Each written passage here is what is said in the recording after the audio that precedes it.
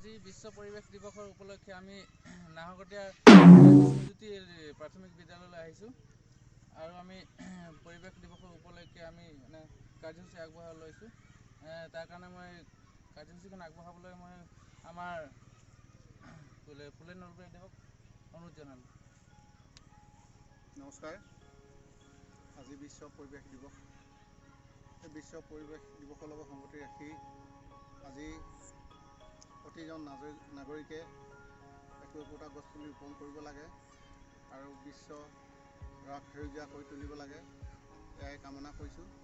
আৰু লগতে আমাৰ এই বিষ্ণুজ্যোতি প্ৰাথমিক বিদ্যালয়ৰ প্ৰধান শিক্ষক ফুলেধৰ কোঁৱৰ আমাৰ মাজত আছে, তেখেতকো এই বিশ্ব পৰিৱেশৰ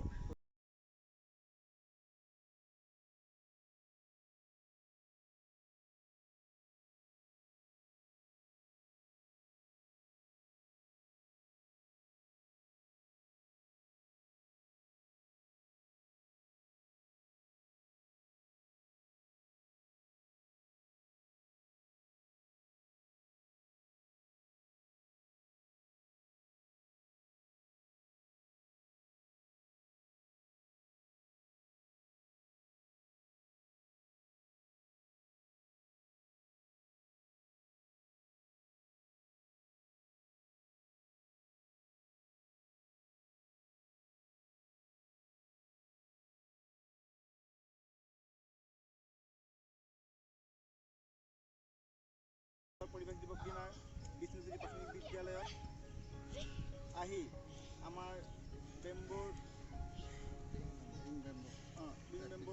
কোম্পানীৰ পৰা আহি আমাৰ এই বিদ্যালয়ত বৃক্ষৰোপণ কৰিছেহি। আমিও আমাৰ বিদ্যালয়ৰ ফালৰ পৰাও আজি এই দিনটোতেই বিশ্বৰ পৰিৱেশ দিৱসৰ 5 জুন তাৰিখে আমি ছাত্ৰ ছাত্ৰীসকলৰ লগতেও আজি ওচৰ চুবুৰীয়া বয়োজ্যেষ্ঠসকলৰ তথা বন্ধুসকলৰ লগতো আমি আজি বিশ্বৰ পৰিৱেশ দিনা বৃক্ষৰোপণ কৰি আজি সকলো লোকে আজি এই দিনটোৰ বিশ্বৰ সুন্দৰ পৰিৱেশ কৰি তোলক, তাৰে কামনা কৰি মোৰ দুআষাৰ সামৰণি মাৰিছোঁ।